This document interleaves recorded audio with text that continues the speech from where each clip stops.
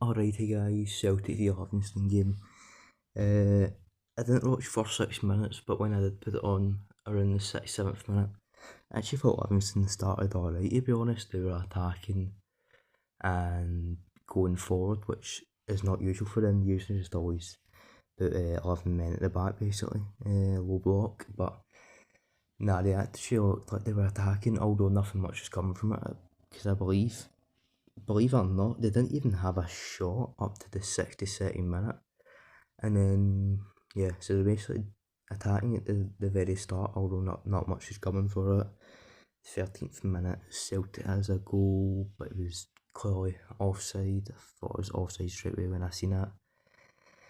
And the 16th minute, I just thought Livingston were actually attacking. They were attacking, but as I've said, yeah, just not much was coming from it. They didn't even get really in the Celtic box or anything, but they were at least in the Celtic half, I guess you could say that.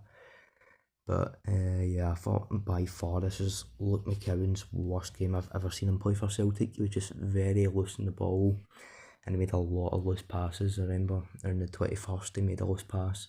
Livingston ended up getting in the Celtic half, which they hadn't been for a couple of minutes prior to that. So yeah, it was definitely by far one of his worst games, and you see, like, say, he was one of the subs that got took off earlier around the 56th minute. But yeah, that was by far his worst game I've seen him play for Celtic. I thought Shin Yamada looked pretty solid. Don't know if it's his first start or whatever, but he's definitely an upgrade on Ida, put it that way.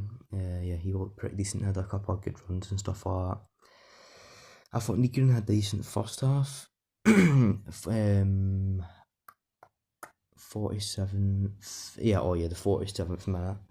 In the first half, Celtic had an opportunity. I can't remember who it was. It's one of the Asian boys that they signed.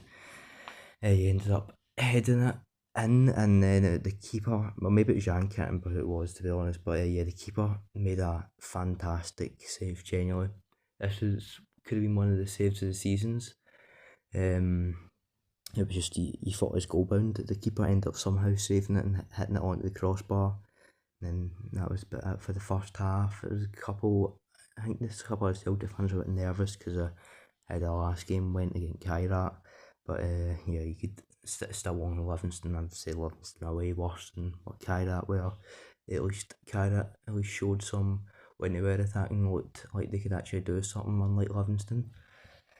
But in the second half, 47th minute, Celtic got what they were desperately needing, an early goal, and it came from Nygren, who was my man of the match. Him getting a couple of goals, so he definitely got man of the match footed. Barring the goals that I thought he looked pretty solid as well. A couple of good touches of the ball and stuff like that.